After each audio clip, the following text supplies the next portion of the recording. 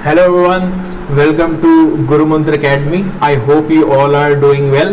I am अर्पित चतुर्वेदी और educator and हम लोग बात कर रहे हैं गेट बायोकेमिस्ट्री के बारे में।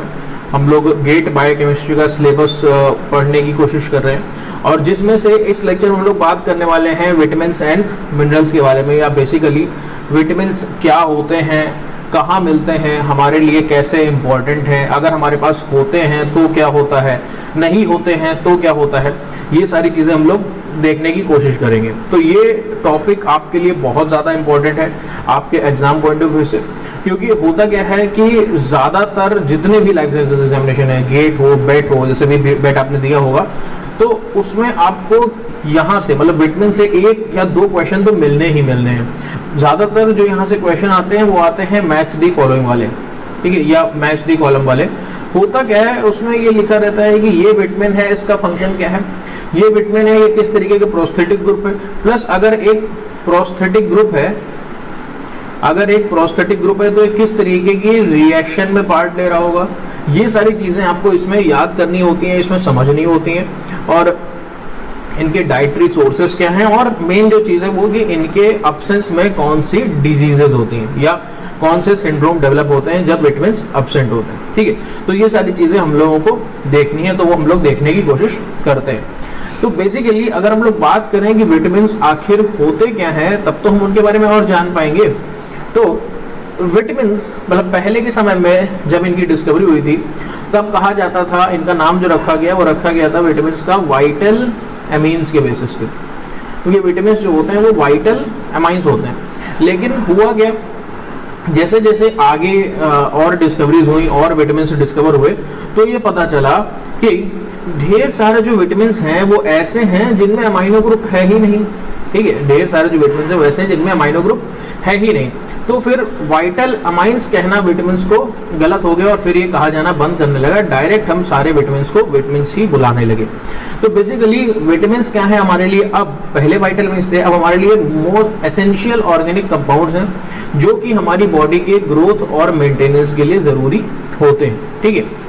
जितने भी विटामिन हैं सबको हम कैपिटल लेटर से डिनोट करते हैं, A B C E D के, जितने भी विटामिन हैं इनको हम कैपिटल लेटर से डिनोट करते हैं। और ये टर्म विटामिन जो है ये हमारे पोलिश बायोकेमिस्ट कैसिमिर फंक ने 1912 में इसको कॉइन किया था, या इस टर्म को पहली बार यूज़ किया था, ओके, विटामिन। तो ये सारी चीज़ें हमको देखने को मिलती हैं। इन विटामिन की खास बात होती है कि हमारे ग्रोथ और मेंटेनेंस में जो बॉडी के ये डायरेक्टली इन्वॉल्व होते हैं। क्यों? क्योंकि जब ये अब्सेंट होते हैं हमारी बॉडी से तब हमको डेफिशिएंसी सिम्टम दिखने लगते हैं विटामिन के, ठीक है। विटामिन की डेफिशिएंसी से हमको डेफिशिएंसी सिम्टम दिखने लगते हैं, जैसे कि एक बहुत कॉमन सिम्टम है जो हम लोगों को देखने को मिलता है विटामिन सी की डिफिशियंसी से, विटामिन सी की डिफिशियंसी से। और वो कौन सी डिजीज है, वो डिजीज होती है स्कर्वी, ठीक है। स्कर्वी, मसल लॉस हो जाता है, कोलेजन फाइबर का बनना बंद हो जाता है और स्कर्वी डिजीज कॉज होती है ना। तो ये हमको विटामिन सी की कमी से देखने को मिलता है। ऐसे ही विटामिन ए की कमी से आपको विजिबिलिटी इश्यूज होंगे और भी ढेर सारे इश्यूज होंगे, जो भी होगा वो हम लोग डिटेल में जानने की कोशिश अभी करेंगे, ठीक है। तो बेसिकली इनका क्लासिफिकेशन किस बेसिस पे किया गया है, विटामिन को कौन से क्लासेस में क्लासीफाई किया गया है। विटामिन को इनकी सॉल्युबिलिटी के आधार पर इनके दो क्लासेस में क्लासीफाई किया गया है। सॉल्युबिलिटी कैसी कि ये वाटर सॉल्युबल है या फैट सॉल्युबल है, ओके, वाटर सॉल्युबल है या फैट सॉल्युबल है। तो बड़ा इजी होता है याद रखना, आपको फैट सॉल्युबल याद रखने हैं, वाटर सॉल्युबल अपने आप याद हो जाएंगे। फैट सॉल्युबल आपको पता होने चाहिए कौन से होते हैं, ए डी ई के। जाहिर सी बात है ये फैट सॉल्युबल है, तो इसका मतलब इनका नेचर कैसा है, हाइड्रोफोबिक। इसका मतलब ये कैसे होंगे, ये लिपिड इन नेचर, या हम ये कह लें ये कहाँ से डिराइव होके आए हैं, ये लिपिड से ही डिराइव होके आए हैं। तो इनको हम डिराइव्ड लिपिड्स भी बोल देते हैं, कि इनको ए डी ई के को। इसके अलावा जितने भी और विटामिन है, जैसे कि विटामिन बी कॉम्प्लेक्स हो गया, विटामिन सी हो गया, ठीक है, ये सारे विटामिन क्या हैं, ये सब वाटर सॉल्युबल है। तो आपको याद रखना है ए डी ई के फैट सॉल्युबल है, इसके अलावा जो भी मिले वो सब वाटर सॉल्युबल है ना। तो एक बहुत ज़रूरी चार्ट है जो हम लोग देख लेते हैं इसके लिए। ये चार्ट आपके लिए बहुत इंपॉर्टेंट है। इस चार्ट को आप ऐसे ही बना लो अपने कॉपी में, अपने नोट्स में, और ये चार्ट आपको बहुत काम आने वाला है, वरना जो इसका PDF आप डाउनलोड करोगे उससे भी निकाल सकते हो। Vitamin A, B1, B2, B3, B5, B6, B7, B9, B12, C, D, E, K। Okay, ये सारे विटामिन हैं। विटामिन बी के जितने भी मेंबर्स होते हैं इनको हम बोलते हैं एक साथ विटामिन बी कॉम्प्लेक्स, है ना। तो है क्या अभी अपने पास विटामिन ए है। विटामिन ए का केमिकल नेम, पहली बात तो सबका केमिकल नेम आपको बहुत जरूरी है पता होना। विटामिन ए का chemical name retinol. Solubility fat, क्योंकि हम लोग को पता चल चुका है ए, डी, ई और के ये फैट सॉल्युबल है, इसके अलावा बाकी सब वाटर सॉल्युबल। ठीक, डेफिशिएंसी डिजीज कौन सी हो रही है? नाइट ब्लाइंडनेस और केरेटोमेलेशिया। ठीक है, नाइट ब्लाइंडनेस और keratomalacia. Vitamin B1 water soluble, vitamin B1 का नाम थियामिन, B2 का नाम राइबोफ्लेविन। आपको डायरेक्ट याद रखना है विटामिन B1 की deficiency disease berry. Vitamin B2 की डिफिशियंसी डिजीज ग्लोसाइटिस या फिर राइबोफ्लेविनोसिस। ठीक, विटामिन B3 नियासिन, वाटर में डिसॉल्व हो रहा है क्योंकि विटामिन बी कॉम्प्लेक्स और विटामिन सी वाटर में डिसॉल्व होते हैं। विटामिन B3 की डिजीज पेलाग्रा। ठीक, vitamin B5 pantothenic acid, water में डिसॉल्व हो रहा है पैराथीसिया। ठीक, विटामिन B6 पेरिडॉक्सिन, वाटर में डिसॉल्व हो रहा है एनीमिया। ठीक, हीमोग्लोबिन की कमी, oxygen transport deficiency. Biotin water में डिसॉल्व हो रहा है डर्मेटाइटिस।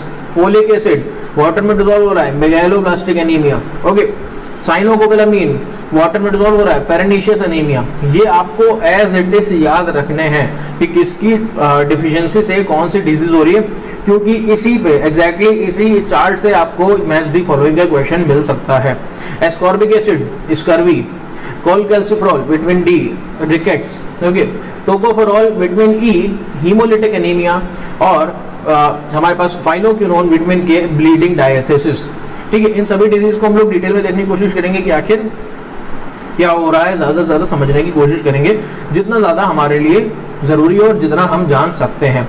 इस बार के बेट के पेपर में आप लोग को पता ही होगा विटामिन ई और के और डी इन सब के डायरेक्ट नाम पे ही क्वेश्चन आ गया कि विटामिन डी है तो टोकोफेरॉल पे आपको मैच दी कॉलम में फिर उसको मिलाना था, विटामिन के है तो उसको फाइलोक्विनोन से, ई को टोकोफेरॉल से। तो सोचिए इस अकेले चार्ट से कितने सारे क्वेश्चन आ जाते हैं, है ना। यहाँ से आपको सॉल्युबिलिटी पे भी मिल सकता है, हर चीज़ पे आपको मिल सकता है। तो आपके लिए ये चार्ट बहुत ज़्यादा इंपॉर्टेंट है अगर आप विटामिन के पढ़ने की कोशिश कर रहे हो। ओके, तो हम लोग एक एक करके सारे विटामिन के बारे में पढ़ने की कोशिश करते हैं। सबसे पहले शुरू करते हैं विटामिन ए के साथ कि आखिर विटामिन ए कर क्या है। हमको पता चल चुका है रेटिनॉल इसका नाम है ना। तो बेसिकली विटामिन ए क्या है? एक ग्रुप ऑफ कंपाउंड को अपने अंदर रखे हुए, या विटामिन ए हम एक ग्रुप ऑफ कंपाउंड्स को कह रहे हैं जो कि एक साथ कहलाते हैं रेटिनॉइड्स। इसमें रेटिनल आता है, रेटिनॉल आता है, रेटिनोइक एसिड आता है। बेसिकली आप समझ सकते हो ये कुछ नहीं, सिर्फ फंक्शनल ग्रुप यहाँ पे डिफर कर रहा है और अपने अपने ऑक्सीडेशन स्टेट से वेरी कर रहा है। Retinol OH group, retinal CHO group, retinoic acid COOH group. ठीक है, तो इस तरीके से इन तीनों का वेरिएशन हमको देखने को मिल रहा है जो 3 फॉर्म्स में हमारा रेटिनॉइड प्रेजेंट है। ओके, ये बहुत जरूरी है हमारे लिए, विजन के लिए, हमारे विजन के लिए, हमारी ग्रोथ के लिए, रिप्रोडक्शन के लिए और एपिथेलियल सेल्स की मेंटेनेंस के लिए। ठीक है, इन सभी चीज़ों में ये हमारे काम आते हैं, या विटामिन ए हमारे काम आता है।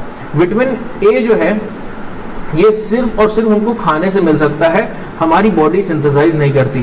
कौन से तरीके के एनिमल सोर्स से हमको मिलता है? ये फिश से मिल सकता है हमको, ठीक है, फिश से मिल सकता है हमको, या जितनी भी चीज़ें आप ऐसे अंदाजा लगा सकते हो। आपको कहा जाता है कि तुम्हारी आंखें खराब हो जाएंगी, तुम पालक खाया करो, ठीक है, स्पिनच, तुम गाजर वगैरह खाया करो, कैरेट वगैरह, है ना। तो इन सारी चीज़ों से तुम्हारी आंखें सही होंगी, ये सब चीज़ें करो। तो जितनी भी चीज़ें आपको अपनी आंखें के लिए बताई जाती हैं घर पे, ये सबसे अच्छा तरीका होता है याद करने का। ठीक है, तो वो सारी चीज़ें याद करो, वो सब में हमको विटामिन ए मिलेगा, है ना। या हमको जो फिश है उसमें हमको देखने को मिलता है, वहाँ पे हमको क्या कहते हैं, जो फिश फैट है वो हमको वहाँ पे देखने को मिलता है विटामिन ए। तो वो हमारे लिए एक अच्छा सोर्स हो सकता है। ठीक है, प्लांट हमको ज़्यादा से ज़्यादा जो बीटा कैरोटीन है वो प्रोवाइड कर सकते हैं, और जो कि यूज़ किया गया था, अगर आप लोग को याद हो आरडीटी आपने जब पढ़ी हो कि जो हमारे गोल्डन राइस है उसमें बनाने के लिए बीटा कैरोटीन का यूज़ किया गया था, अल्टीमेटली बीटा कैरोटीन को बनाया गया था। और लेकिन बीटा कैरोटीन है क्या? Only 1/6 as efficient as retinol. Retinol से 1/6 एफिशिएंट है बस ये हमारा जो बीटा कैरोटीन होता है, लेकिन इसको हमने गोल्डन राइस बनाने में यूज किया था और बहुत अच्छा एग्जाम्पल है role of RDT in agriculture का, और जो कि बहुत इंपॉर्टेंट है आपके एग्जाम पॉइंट ऑफ व्यू से, तो वो भी जरूर से पढ़ना। ठीक है, तो विटामिन ए के बारे में हमको ये पता चला। इसके स्ट्रक्चर की अगर हम बात करें तो कुछ हमको इस तरीके का दिखता है। जो इसका सिंथेसिस है, बीटा कैरोटीन जो हमको प्लांट से मिल सकता है, इसको कन्वर्ट किया जाता है 15 प्राइम डाई ऑक्सीजनेज एंजाइम से रेटिनल में, और फिर डिहाइड्रोजिनेज से इसको हम रेटिनॉल में कन्वर्ट कर सकते हैं, जिसको हम विटामिन ए बोल रहे हैं, या जो हमारी विटामिन ए की फंक्शनल फॉर्म हमको देखने को मिल रही है। तो इसका स्ट्रक्चर को उस तरीके से, हालांकि एग्जैक्ट स्ट्रक्चर आपको अपने एग्जाम के लिए याद करने की जरूरत नहीं है, लेकिन सिर्फ आपको अंदाजा हो जाए कि हाँ ये जो हमारा विटामिन मिल रहा है ये हाइड्रोफोबिक क्यों है, इसलिए मैंने यहाँ पे रखा। क्योंकि आप देख सकते हो यहाँ पे आपको कहीं भी चार्ज स्पीशीज या चार्ज डेवलप होता नहीं दिख रहा है, ये पूरा का पूरा हाइड्रोफोबिक टेल हमको दिख रही है। यहाँ पे हमारे पास एक साइक्लिक रिंग है जो कि पूरी हाइड्रोकार्बन से मिलकर बनी हुई है, तो यहाँ पे आपको कोई भी हाइड्रोफिलिक एलिमेंट देखने को नहीं मिल रहा है, इसीलिए विटामिन ए हमारा फैट सॉल्युबल है, ना कि वाटर सॉल्युबल। तो ये एक चीज़ है जिससे आप ये चीज़ें याद रख सकते हो। ठीक है, बायोलॉजिकल रोल की अगर बात की जाए तो बहुत इंपॉर्टेंट बायोलॉजिकल रोल है हमारे विटामिन ए का। सबसे ज़्यादा इंपॉर्टेंट अगर रोल है तो वो है विजन में। ठीक है, सबसे ज़्यादा अगर इंपॉर्टेंट रोल है तो वो है विजन में। क्यों? विजन में हमारे, आपको पता है कि हमारी आंखों में दो तरीके के सेल्स होते हैं। ठीक है, रॉड्स एंड कोन्स। इन दोनों में जो पिगमेंट्स होते हैं वो डिग्रेड होते रहते हैं और सिंथेसाइज होते रहते हैं, डिग्रेड होते रहते हैं और सिंथेसाइज होते रहते हैं, जिनकी सिंथेसिस में हमको विटामिन ए की जरूरत पड़ती है, रेटिनॉल की जरूरत पड़ती है। ठीक है, जिनके एग्जैक्ट वर्क करने के लिए हमको रेटिनॉल की जरूरत पड़ती है। दोनों ही डार्क और ब्राइट और कलर विजन, सब में हमको विटामिन ए की जरूरत पड़ती है। अगर विटामिन ए ना हो तो हमारा डार्क, ब्राइट और कलर सारे विजन क्या होंगे, मतलब सभी तरीके के विजन जितने भी नॉर्मल देखते हैं सब अफेक्टेड होंगे।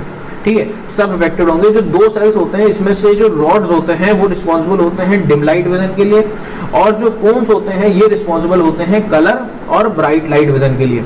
तो होता क्या है कि जैसे आप एकदम से बहुत बाहर अपने घूम रहे होते हो, मतलब काफ़ी ज़्यादा ब्राइट लाइट जहाँ होती है, और वहाँ से आप एकदम से कमरे में आते हो तो आपको नहीं दिखता। ठीक, आपको दिखता नहीं है, सब काला काला लगता है। थोड़ी देर बाद आपको दिखना शुरू होता है साफ। ठीक है, तो वो होता क्यों है? क्योंकि आपके जो रॉड्स हैं वो डिग्रेड हो चुके हैं। ठीक है, या हम ये कह लें जो रॉड्स में हमारे पिगमेंट है वो डिग्रेड हो चुका है, और उसको सिंथेसाइज होना है। उसको सिंथेसाइज होने के लिए विटामिन ए की ज़रूरत है या रेटिनॉल की ज़रूरत है। अब अगर रेटिनॉल होगा नहीं तो वो सिंथेसाइज होगा कैसे? तो आप अंधेरे में देखोगे कैसे, या डिम लाइट विजन आपका ज़रूर से क्या होगा, अफेक्टेड हो जाएगा। तो ये चीज़ कौन कर रहा है? ये चीज़ कर रहा है हमारा रेटिनॉल। और यही जो साइकिल है, डिग्रेडेशन सिंथेसिस की साइकिल है, इसको हम कहते हैं वर्ल्ड्स विजुअल साइकिल। इसको हम कहते हैं वर्ल्ड्स विजुअल साइकिल। तो यहाँ मैंने एक्स्ट्रा दो सिनेरियो रखे हुए हैं जो कि आपके इफेक्ट होंगे किससे, जब आपका रेटिनॉल एब्सेंट होगा। पहली चीज़ है डार्क एडेप्टेशन टाइम। एग्जैक्टली वही जो मैंने आपको बताया कि जब आप बाहर ब्राइट सनलाइट में घूम रहे हो और फिर आप एकदम से अंदर रूम में आते हो तो आपको दिखता नहीं है। ठीक है, तो वो कुछ सेकंड्स के लिए होता है कि हाँ 15 सेकंड, 20 सेकंड या 30 सेकंड के लिए आपको नहीं दिखा, लेकिन वो तब जब विटामिन ए एफिशिएंट हो आपकी बॉडी में, विटामिन ए सफिशिएंट आपकी बॉडी में प्रेजेंट हो। अब अगर आप विटामिन ए डिफिशिएंट हो गए, अगर विटामिन ए की कमी होगी आपकी बॉडी में, ठीक, तो क्या होगा, आप रूम में एंटर करोगे और जो चीज़ आपको पहले 30 सेकंड में मिल रही थी वो अब आपको मिलेगी 2 मिनट में या 1 मिनट में। तो होता क्या है, आपका जो मतलब डार्क एरिया में आने का अडेप्टेशन टाइम है वो बढ़ जाता है। क्यों? क्योंकि जो हमारा रोडोप्सिन है वो डिजेनरेट नहीं कर पा रहा। क्यों नहीं कर पा रहा? क्योंकि रेटिनॉल हमारा जो है वो जो चाहिए वो अब प्रेजेंट उस टाइम नहीं है। तो डार्क एडेप्टेशन टाइम में एक तो इंक्रीमेंट हो जाएगा जब विटामिन ए डिफिशिएंसी होगी, तो ये पॉइंट आपको याद रखना है। दूसरी चीज़ है कलर विजन। कलर विजन के लिए रिस्पॉन्सिबल है हमारे कोन्स। ठीक है, और उस कोन्स में होते हैं आयोडोप्सिन ग्रीन के लिए, साइनोप्सिन ब्लू के लिए, और जो हमारे पोरफायरोप्सिन है वो रेड के लिए। और इन तीनों में ही हमको ज़रूरत होती है किसकी, अपने रेटिनॉल की, इनकी सिंथेसिस के लिए। तो जाहिर सी बात है कि अगर क्या हो रहा है कि एक बार हमारे रेटिनॉल की कमी होगी या रेटिनॉल डिफिशिएंट हो गया, तो ये जो पिगमेंट्स हैं या ये जो आयोडोप्सिन, साइनोप्सिन और पोरफायरोप्सिन है ये डेवलप नहीं हो पाएंगे, सिंथेसाइज नहीं हो पाएंगे। तो बेसिकली आप ज़रूर से जो कोई ना कोई कलर जज करने में, कलर को फोकस करने में, कलर एकदम से देखने में आप क्या होगे, मतलब असमर्थ रहोगे। तो वो चीज़ जो है आपको क्या बता देगी, आपको कलर विजन से, जो आप कलर विजन आपका है वो जरूर से अफेक्टेड हो जाएगा। तो दो चीज़ें हैं जो आपकी इफेक्ट होने वाली हैं विटामिन ए से, और ये चीज़ यहाँ से क्वेश्चन आ सकता है, तो आप इस चीज़ पे ध्यान रखने की कोशिश करिएगा। तो सिर्फ ऐसा ही नहीं है कि सिर्फ विजन ही इफेक्ट होता है, हमारी और भी सारी चीज़ें इफेक्ट होती हैं। वो कौन कौन सी हैं? एपिथेलियल हेल्दी सरफेस जो है वो बनाता है हमारा विटामिन ए। अब आप कहोगे कि विटामिन ए से क्या कनेक्शन है उसका? तो होता क्या है, विटामिन ए कंट्रोल करता है केराटिन के जीन को, ठीक है। विटामिन ए केराटिन के जीन को कंट्रोल करता है कि जैसा आपके एपिथेलियल सरफेस को मेंटेन करने के लिए केराटिन की जरूरत होगी, विटामिन ए उसको वैसा ही वैसा सिंथेसाइज करवाता है। तो जब विटामिन ए एब्सेंट होता है तो केराटिन जीन का रेगुलेशन नहीं हो पाता है कि कब इसे एक्सप्रेस होना है, कब नहीं होना है। तो बेसिकली आपका जो हेल्दी एपिथेलियल सरफेस है वो वैसे ही वैसे मेंटेन नहीं रह पाती और वो वहाँ पे दिक्कत हो जाती है। तो ये एक इंपॉर्टेंट चीज हो गई। उसके साथ साथ अब ऐसे हो क्या सकता है, आपको लिखा होगा कि which of these functions are perform by, या which of these is not a function of vitamin A. अब वहां पे अगर लिखा होगा maintenance of healthy epithelial surface, अगर आप लोग को ये चीज नहीं पता होगी तो आप उसको डायरेक्ट से ये सोचोगे अरे यार ये तो गलत है, ये विटामिन ए नहीं करता, आप गलत कराओगे। सिर्फ एक छोटी सी गलती जो कि होती है कि आपने एक चीज पढ़ी कि हाँ रेटिनॉल है और ये काम आ रहा है आंखों में और ऐसे ऐसे और चले गए, तो बाकी चीजें कौन पढ़ेगा? बाकी चीजें भी तो पढ़नी है। तो वो छोटी सी गलती वो मैच द फॉलोइंग वाले क्वेश्चन गलत कराती है, और जब आप बाहर निकलते हो तो आपको लगता है अरे एकदम सही, आज तो कुछ गलत ही नहीं किया, ठीक है, और फिर यहीं से गलती निकलती है। तो उसके बाद सेल ग्रोथ एंड डिफरेंशिएशन में अपना विटामिन ए हेल्प कर रहा है, लिपिड मेटाबॉलिज्म में हमारा विटामिन ए हेल्प कर रहा है, ओके, लिपिड मेटाबॉलिज्म में हमारा विटामिन ए हेल्प कर रहा है। इसके अलावा जब विटामिन ए की एब्सेंस होती है तब जो ग्लूकोकॉर्टिकॉइड सिंथेसिस होती है वो इनहिबिट हो जाती है, ठीक है, ग्लूकोकॉर्टिकॉइड सिंथेसिस इनहिबिट हो जाती है, जो कि अल्टीमेटली ग्लूकोनियोजेनेसिस की प्रोसेस को इनहिबिट कर देती है। ये पॉइंट ऐसे हैं जो आपको एज इट इज याद रखने हैं कि विटामिन ए किन किन चीज़ों पे इफेक्ट कर रहा है। अगर आप इनकी डिटेल में जाओगे तो बहुत ज़्यादा है पढ़ने को, जो कि हमारे एग्जाम के लिए इंपॉर्टेंट नहीं है, तो ज़बरदस्ती अपने दिमाग पे लोड नहीं बढ़ाना है, ठीक है। ग्लूकोनियोजेनेसिस की प्रोसेस को इनहिबिट कर देता है इनडायरेक्टली, डायरेक्टली करता है ग्लूकोकॉर्टिकॉइड की सिंथेसिस को। इसके अलावा विटामिन ए जो है इसको हमको चाहिए होता है प्रॉपर फंक्शनिंग के लिए अपने इम्यून सिस्टम की।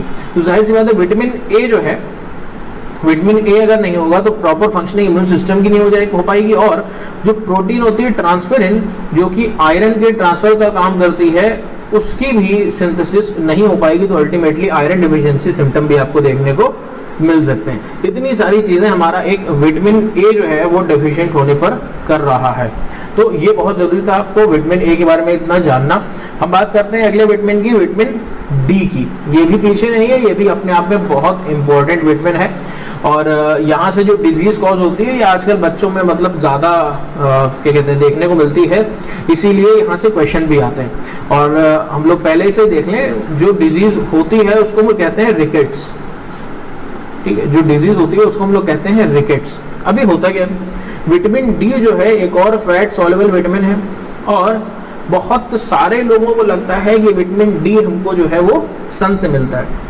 तो ऐसा है, सन से आपको एनर्जी मिलती है, या हम ये कह लें सन की मदद से विटामिन डी हमारी बॉडी क्या करती है, कन्वर्ट करके बनाती है। लेकिन सन से सिर्फ हमको आप मान के चलिए अराउंड 7 to 10% विटामिन डी मिलता है। बाकी ज़्यादातर विटामिन जो डी है वो हमको डाइटरी सोर्सेज में मिलता है, ठीक है, एक्सपोजर में आपको मिलता जरूर, लेकिन बाकी ज़्यादातर जो विटामिन डी है वो हमको डाइटरी सोर्सेज से मिलता है ना। तो होता है कि स्टेरॉल जैसा स्ट्रक्चर होता है, जैसा मैंने आपको पहले ही बताया कि ये ड्राइव्ड लिपिड्स हैं जितने भी ए डी ई के हैं, ठीक है, स्टेरॉल जैसा स्ट्रक्चर होता है, और ये स्टेरॉइड हार्मोन की तरह भी काम करता है। विटामिन डी जो हमारा है वो स्टेरॉइड हार्मोन की तरह भी काम करता है। स्टेरॉइड हार्मोन की तरह मतलब न्यूक्लियस के अंदर जाएगा, ट्रांसक्रिप्शन फैक्टर से बाइंड करेगा, ट्रांसक्रिप्शन फैक्टर बाइंड करेगा किस पे, अपने जो उसका डीएनए में जहाँ पे बाइंड का सीक्वेंस होगा, और वहाँ से वो अलग अलग जीन्स का एक्सप्रेशन करवाएगा। तो ये विटामिन डी का स्टेरॉइड लाइक फंक्शन भी होता है, इसका मतलब ये न्यूक्लियस के अंदर एंटर कर सकता है। एनिमल सोर्स हमारा क्या है विटामिन डी का, 7 dehydro cholesterol. 7 dehydro cholesterol animal source है विटामिन डी का, जो कि जो एक्सपोजर होता है सनलाइट में उसकी मदद से कन्वर्ट कर दिया जाता है कोल कैल्सीफेरॉल में। कोल कैल्सीफेरॉल में अभी डीबीटी के एग्जाम में 2021 में विटामिन से क्वेश्चन आया था कि विटामिन डी जो है वो आपका मतलब विटामिन डी के मेटाबॉलिज्म में या विटामिन डी के सिंथेसिस में हमारी बॉडी के कौन कौन से ऑर्गन रिस्पॉन्सिबल होते हैं, कौन कौन से ऑर्गन इन्वॉल्व होते हैं। तो इसके सिंथेसिस में, इसके ओवरऑल फंक्शनिंग में 2 ऑर्गन्स हमारे पास, एक लीवर और एक किडनी, जो कि इन्वॉल्व होते हैं। ये आपको ऐसे ही याद रखना है, ठीक है। तो जो हमारा एर्गोस्ट्रॉल है वो हमारे प्लांट का सोर्स है, मतलब अगर हम प्लांट से लेने की कोशिश करें तो वहां से हमको एर्गोस्ट्रॉल देखने को मिलेगा, विटामिन डी का एक फॉर्म, और जो कि सनलाइट के एक्सपोजर से कन्वर्ट हो जाता है एर्गो कैल्सीफेरॉल में। तो अगर आप सनलाइट में नहीं जाते हो, अगर आप ज़्यादातर अंदर रहते हो, घर के बाहर नहीं जाते हो, तो आपको ये चीज़ हो सकती है।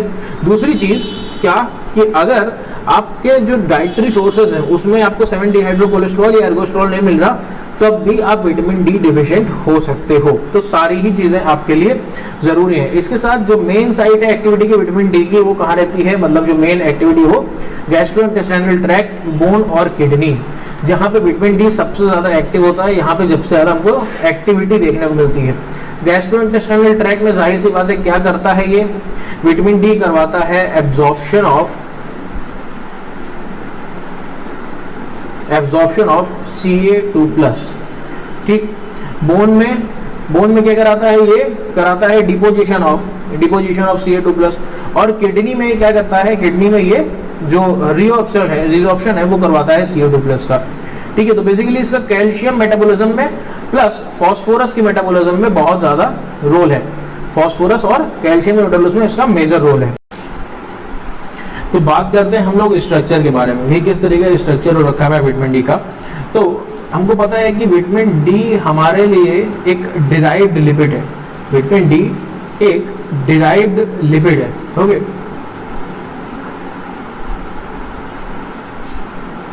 तो वो कह रहे हैं यहाँ पे विटामिन डी जो डिराइव्ड लिपिड्स है बेसिकली, तो हमारे पास जो 7 डिहाइड्रो कोलेस्ट्रॉल है ये तो हो गया हमारा जो डाइटरी सोर्स, जो एनिमल सोर्स हमको मिल रहा है वो। उसके बाद बारी आती है यूवी लाइट की, ठीक है। उसके बाद बारी आती है यूवी लाइट की। ये यूवी लाइट से कन्वर्ट होता है किसमें, प्री विटामिन D3 में। अभी ये एक्टिव नहीं है, अभी ये इसकी एक्टिव फॉर्म नहीं है प्री विटामिन D3 में, अभी सनलाइट से ये कन्वर्ट हुआ है प्री विटामिन D3 में 7 डिहाइड्रो कोलेस्ट्रॉल से। प्री विटामिन D3 फिर कन्वर्ट होता है विटामिन D3 यानी कि कोल कैल्सीफेरॉल में, okay. Pre vitamin D3 convert होता है विटामिन D3 कोल कैल्सीफेरॉल में, है ना। उसके बाद ये कोल कैल्सीफेरॉल विटामिन D3 कन्वर्ट होता है कैल्सीट्रायोल में या 1,25 डाइहाइड्रोक्सी कोल कैल्सीफेरॉल, और ये इसकी एक्टिव फॉर्म है, ये इसकी एक्टिव फॉर्म है। तो अगर हम इसको पूरी तरीके से देखने की कोशिश करते हैं, कुछ ऐसा हो रहा है। जो हमारे पास 7 डिहाइड्रो कोलेस्ट्रॉल है जो कि हमको डाइटरी सोर्स से मिल रहा है, वो यूवी बी रेस की मदद से कन्वर्ट होता है प्री विटामिन D3 में या प्री D3 में। एक फिर ये प्री D3 कन्वर्ट होता है हमारा 25OH कोल कैल्सीफेरॉल में, या बेसिकली पहले यहाँ पे फर्स्ट हाइड्रोक्सिलेशन होता है, ठीक है। यहाँ पे फर्स्ट हाइड्रोक्सिलेशन होता है, उसके बाद यहाँ पे सेकेंड हाइड्रोक्सिलेशन होता है। ये कहाँ होता है सेकेंड हाइड्रोक्सिलेशन, ये हमारा सेकेंड हाइड्रोक्सिलेशन हो रहा होता है हमारे पास क्या कहते हैं, पहला वाला होता है किडनी में, पहला वाला होता है लीवर में और दूसरा वाला होता है किडनी में। यहाँ पे आप देख रहे हो 25OH D3 जो है ये हमारा बन रहा है आके हमारा लीवर में। उसके बाद अल्फा हाइड्रोक्सिलेज क्या करता है, यहाँ पे 1 अल्फा हाइड्रोक्सिलेज इसके फर्स्ट पोजीशन पे भी OH का एडिशन कराता है, कहाँ पे, किडनी में। तो ये कन्वर्ट हो जाता है 1,25 जो हमारा क्या कहते हैं 1,42 डाई हाइड्रोक्सी कोल कैल्सीफेरॉल में, जो कि इसकी एक्टिव फॉर्म है। फिर ये एक्टिव फॉर्म जाती है न्यूक्लियस के अंदर, क्योंकि ये स्टेरॉयड हार्मोन की तरह काम करता है, और न्यूक्लियस के अंदर जाके फिर ये ट्रांसक्रिप्शन फैक्टर से बाइंड करती है। वो ट्रांसक्रिप्शन फैक्टर जहां भी इसका सीक्वेंस होता है वहां बाइंड करता है, और जो भी इसको स्पेसिफिक जीन एक्टिवेट कराना होता है वो करवाता है। डाइटरी सोर्सेज आपको पता है कि इनको फिशेस में देखने को मिल सकता है, ज्यादातर मशरूम में देखने को मिल सकता है, चीज में देखने को मिल सकता है। इन सारी चीजों से हमको मतलब डाइटरी सोर्सेज में विटामिन डी मिल सकता है, ओके, जो कि लिए हमारे जरूरी है। तो जितना जरूरी हमारे लिए धूप में घूमना है विटामिन D3 के लिए, उतना ही जरूरी हमारे लिए डाइट भी है, क्योंकि अगर ये प्रिकर्सर नहीं होगा 7 डिहाइड्रो कोलेस्ट्रॉल, तब फिर हमारा जो सन रेज है उसमें आपका घूमना भी बेकार है। है ना। अब ये चलो अच्छी बात है, आपका बन गया ये, फिर ये करता क्या है, इसके बायोलॉजिकल रोल्स क्या हैं, ये सबसे ज्यादा इंपॉर्टेंट है। बायोलॉजिकल रोल्स की अगर आप बात करोगे तो ये 3 जगह सबसे एक्टिव देखने को मिलेगा, कैल्सीट्रायोल, या इसी का जो दूसरा नाम है 1,25 डाईहाइड्रोक्सी कोल कैल्सीफेरॉल, है ना। तो ये कैल्सीट्रायोल जो है ये 3 जगह सबसे एक्टिव मिलता है, इंटेस्टाइन में, बोन में और किडनी में। पहली चीज हमेशा ध्यान रखना कि सिर्फ कैल्शियम का ही मेटाबॉलिज्म नहीं कर रहा है, ये सिर्फ कैल्शियम का ही मेटाबॉलिज्म नहीं कर रहा है, फास्फोरस भी इन्वॉल्व है। फास्फोरस और कैल्शियम दोनों के ही मेटाबॉलिज्म में हमको विटामिन डी की बहुत ज़्यादा ज़रूरत पड़ती है। इंटेस्टाइन में जाहिर सी बात है, आपको पता चल रहा होगा, एब्जॉर्प्शन करता है ये, किसका एब्जॉर्प्शन, कैल्शियम का एब्जॉर्प्शन। आपने वो देखा होगा, एडवर्टाइजमेंट आता है दूध में हॉर्लिक्स मिलाओ, दूध की शक्ति बढ़ाओ, तो वहां पे क्या है, विटामिन डी आपको ऐसा देखने को मिल रहा है एक्टिव फॉर्म में कि जो आपका मिल्क है, मिल्क से जो Ca2+ का एब्जॉर्प्शन है उसमें वहां पे बढ़ोतरी उसकी हो रही है। तो ये कैसे हो रही है उसकी बढ़ोतरी, ये हो रही है क्योंकि विटामिन D3 आपके पास आपको मिला है, आपको जो एक्टिव आपका कैल्सीट्रायोल है वो आपको वहाँ पे देखने को मिला है, तभी ये कैल्शियम जो है वो एब्जॉर्ब हो रहा है। अगर एक्टिव विटामिन डी नहीं होगा तो कैल्शियम एब्जॉर्प्शन भी नहीं होगा। फिर बोन में जाहिर सी बात है क्या रोल हो रहा होगा, बोन में कॉन्टिन्यूसली डिसऑर्प्शन एब्जॉर्प्शन चलता रहता है, यानी कि बोन में जो है Ca2+ हम डिपोजिशन भी करते रहते हैं और Ca2+ निकालते भी रहते हैं वहां से, जैसे भी हमको जरूरत होती है, खासकर बच्चों में, ठीक है, खासकर बच्चों में। किडनी में जाहिर सी बात है क्या हो रही होगा, किडनी में हम रिजॉर्प्शन करते हैं, जो भी हमारा Ca2+ और फास्फोरस वेस्ट हो रहा है उसका रिजॉर्प्शन किया जाता है, उसको फिर से एब्जॉर्ब किया जाता है वापस से कोल, जो हमारा क्या कहते हैं कैल्सीट्रायोल है उसकी मदद से। तो ये 3 इसके मेजर सोर्सेस है जहाँ पे हमको विटामिन डी फंक्शन करता हुआ मिल रहा है। इसके साथ साथ हमारी बात है विटामिन के की, कि विटामिन के हमारे लिए क्या कर रहा है, विटामिन के हमारे लिए कैसे इंपॉर्टेंट है।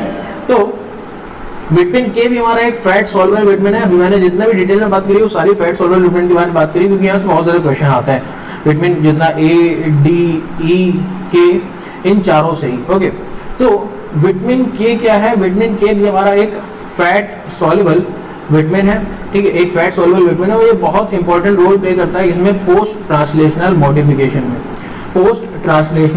मॉडिफिकेशन में। कैसे, विटामिन के जो है वो कोएंजाइम की तरह काम करता है कार्बोक्सिलेज एंजाइम के साथ।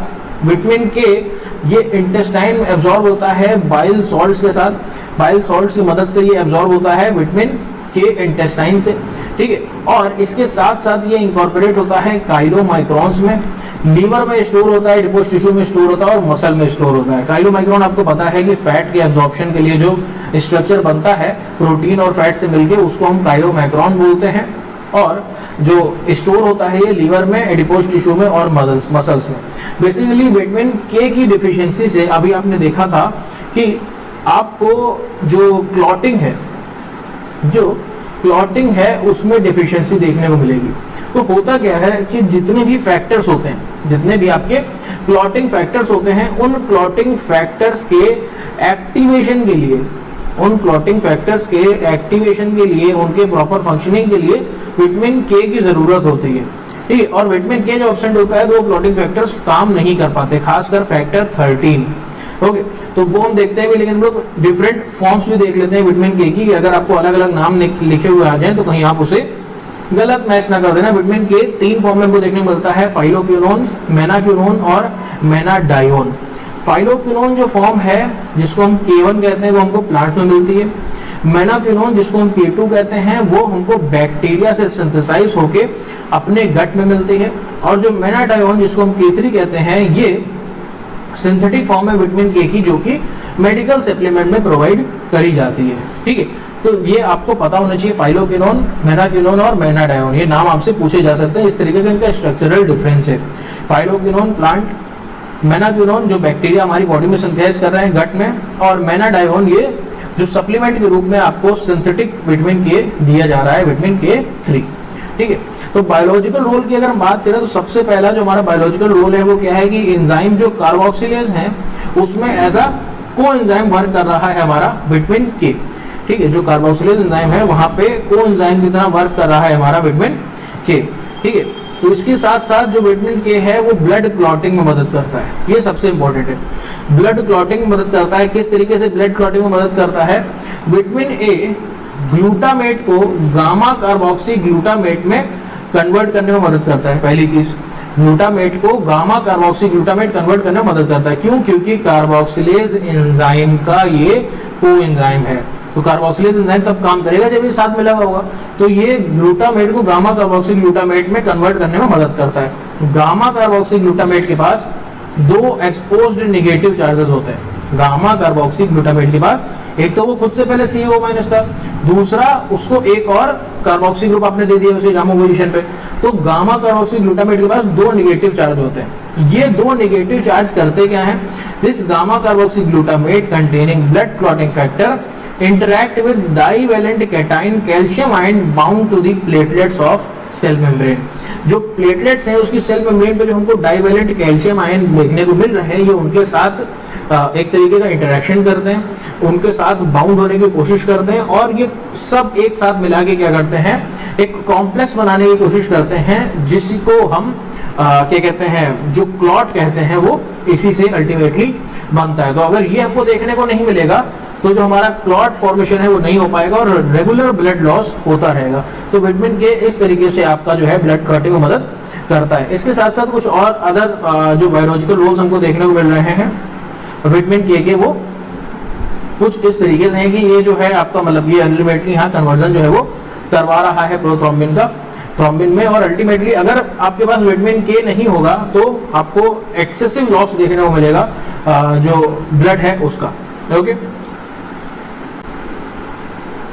तो हम लोग बात करते हैं विटामिन सी की। ओके, फैट सॉल्युबल विटामिन हम लोग की बात करिए, विटामिन सी की बात करते हैं। आखिर विटामिन सी में हम लोगों को क्या देखने को मिल रहा है, ये विटामिन सी हमारे लिए कैसे इंपॉर्टेंट है?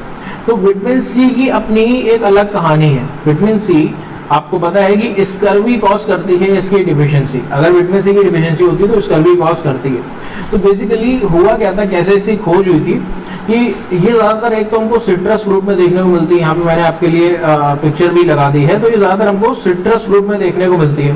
ठीक है, तो होता क्या था, इसकी जो खोज हुई थी वो कैसे हुई थी, इसकी डिस्कवरी कैसे हुई थी कि बहुत सारे लोग पहले लंबे लंबे समय के लिए शिप्स पर जाते थे। ठीक है, जो वॉयज या शिप्स पे जाते थे, तो होता क्या था कि जैसे कई महीने के लिए गए, 2 3 4 महीने 5 महीने के लिए, और वापस आए, तो शिप्स पर ये सिट्रस फ्रूट तो इतने दिन चलते नहीं थे उनके पास।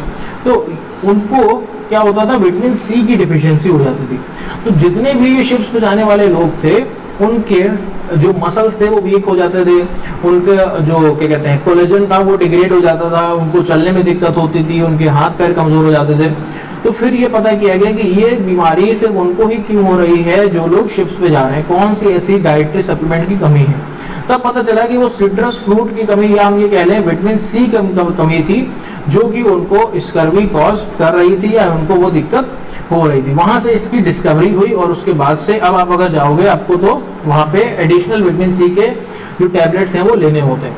तो एस्कॉर्बिक एसिड की खोज इस तरीके से हुई। तो एस्कॉर्बिक एसिड बहुत बहुत इंपॉर्टेंट है अपने आप में, सिर्फ स्कर्वी ही नहीं, एस्कॉर्बिक एसिड हमारे लिए एक और बहुत इंपॉर्टेंट रोल प्ले करता है और वो है एंटीऑक्सीडेंट होने का। विटामिन सी एंटीऑक्सीडेंट की तरह काम करता है और हमको बहुत सारे रिएक्टिव ऑक्सीजन स्पीशीज से हर समय बचाता रहता है।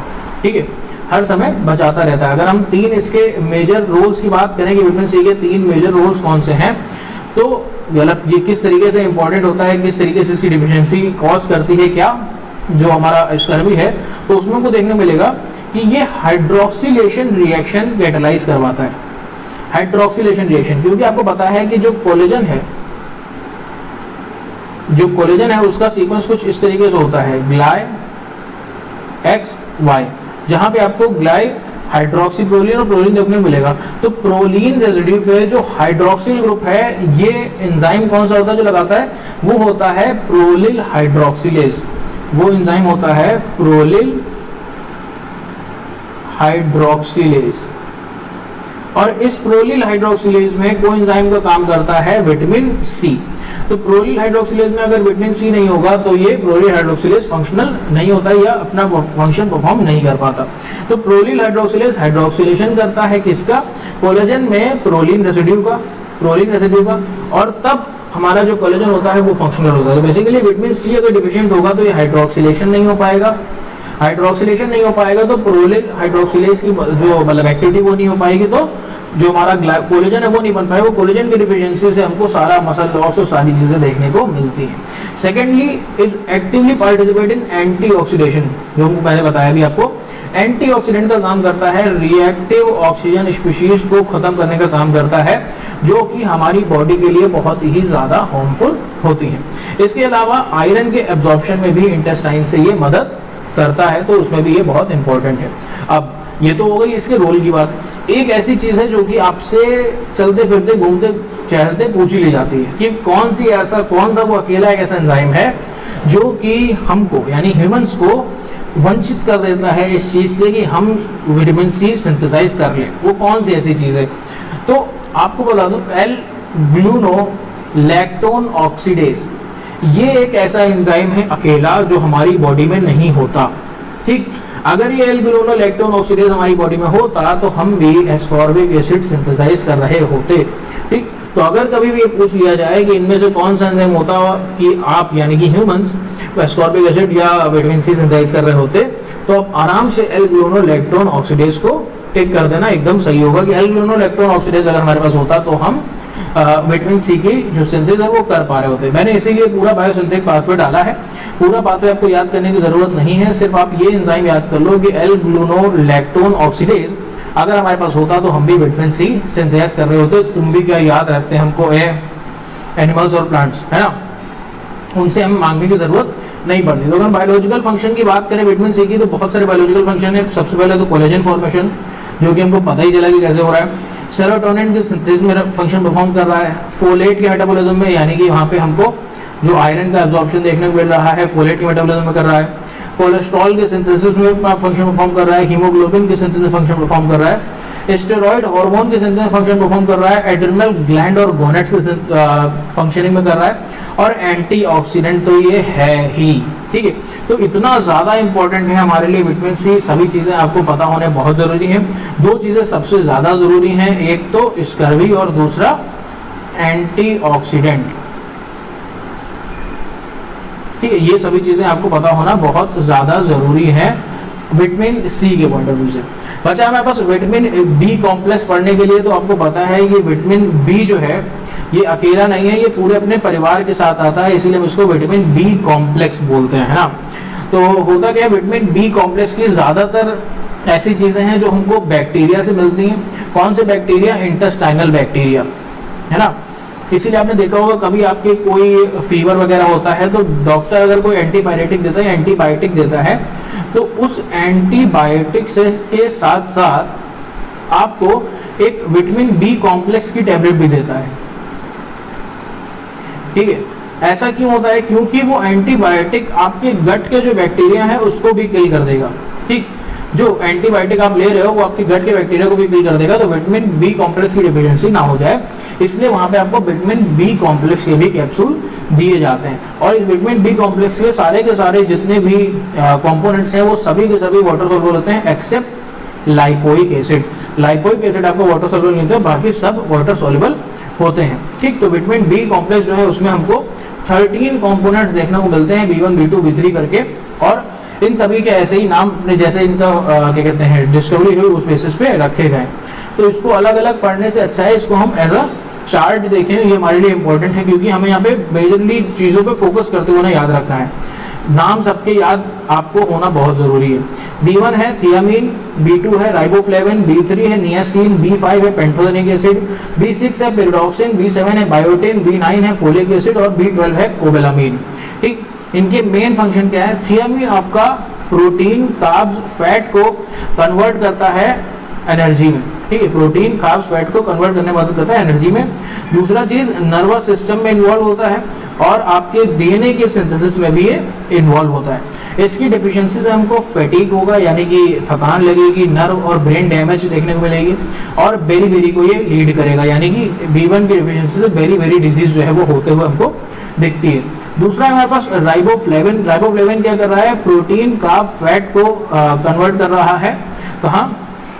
एनर्जी में। स्किन हेल्थ के लिए ज़रूरी है, आई हेल्थ के लिए ज़रूरी है, लिप्स में क्रैकिंग हमको देखने को मिलेगी, इसकी डिफिशियंसी से टंग में स्वेलिंग देखने को मिलेगी, ओल्ड स्किन इश्यूज देखने को मिलेंगे या स्किन इश्यूज देखने को मिलेंगे, और हमको क्या कहते हैं एराइबोफ्लेविनोसिस इसकी डिफिशियंसी में देखने को मिलेगी। फिर हमारे पास नियासिन, नियासिन क्या कर रहा है, सबसे जरूरी तो ये कि ये जो प्रोस्थेटिक ग्रुप है बहुत इंपॉर्टेंट है, एज ए प्रोस्थेटिक ग्रुप ये काम बहुत सारी जगह करते हैं। इसकी डिफिशियंसी से हमको लॉस ऑफ एपेटाइट देखने को मिलेगा है, पेलेग्रा देखने को मिलेगा और मस्कुलर वीकनेस देखने को मिलेगी। ये चीज डायरेक्ट पूछ ली जाती है कि पेलेग्रा किसकी डिफिशियंसी से होता है, बेरी इसकी डिफिशियंसी से होता है, ये चीज आपको याद रखनी ही रखनी है। फिर हमारे पास पेंटोथेनिक एसिड है जिसकी कोई खास डेफिशिएंसी डिजीज हमको देखने को नहीं मिल रही है, क्योंकि हमको ये काफी ज्यादा सोर्स से देखने को मिल जाता है। फिर पेरोडॉक्सिन है हमारे पास, पेरोडॉक्सिन हमारे मसल वीकनेस कर रहा है, एंजाइटी कर रहा है और डिप्रेशन कर रहा है। ठीक है, तो डिप्रेशन तो आजकल बहुत ज्यादा कॉमन है, तो अगर कोई हो तो उससे कह दो भैया B6 दो, मतलब विटामिन B कॉम्प्लेक्स की टैबलेट्स दो, है ना, पेरोडॉक्सिन की कमी हो रही है। बायोटिन जो है ये हमारे बहुत ज़्यादा जितने कार्बोक्सिलेशन रिएक्शन उसमें परफॉर्म होते हैं, इंपॉर्टेंट फंक्शन परफॉर्म करता है। लॉस ऑफ एपेटाइट देखने को मिलती है, वॉमिटिंग और डिप्रेशन हमको बायोटिन की कमी से भी देखने को मिलता है। फोलिक एसिड तो हम सभी लोग पढ़ते चले आए हैं, गैस्ट्रोइंटेस्टाइनल पेन और एनीमिया इसके मेन डिफिशियंसी सिम्टम है जो फोलिक एसिड से हमको देखने को मिलते हैं। और फाइनल हमारा जो कोबिलामीन है ये क्या करता है, नर्व डैमेज करता है, प्लस फैटीग और एनीमिया में हमको देखने को मिलता है। अगर इधर का कुछ पार्ट मेरे पिक्चर से हाइड हो रहा हो तो इसको आप वहां से नोट कर लें, लेकिन ये चार्ट आप नोट जरूर करना, इस चार्ट को आप जरूर से अपने नोट्स में इंकॉर्पोरेट करना PDF डाउनलोड करके। ओके, तो आई होप आप लोगों को सारे विटामिन समझ में आए हो, सारी चीज़ें क्लियर हुई हो। अगर कोई भी दिक्कत हो तो आप मुझे बताना, या कोई भी दिक्कत हो तो आप हम लोग के साथ शेयर कर सकते हैं। हमारा YouTube चैनल सब्सक्राइब कर लीजिए गुरुमंत्रा, टेलीग्राम चैनल ज्वाइन कर लीजिए, फेसबुक पेज फॉलो करिए शिक्षा का ग्रंथ गुरुमंत्रा, gurumantraacademy.com विजिट करिए, आप वहाँ से ये बुक ऑर्डर कर सकते हैं, सब कुछ कर सकते हैं। कोई भी दिक्कत हो तो आप इस वेबसाइट पे जा सकते हैं और इस मेल पे आप अपनी क्वेरी भेज सकते हैं या इस नंबर पे आप कॉल भी कर सकते हैं। So thank you so much, stay connected and keep sharing this videos and this lecture. Okay, thank you so much.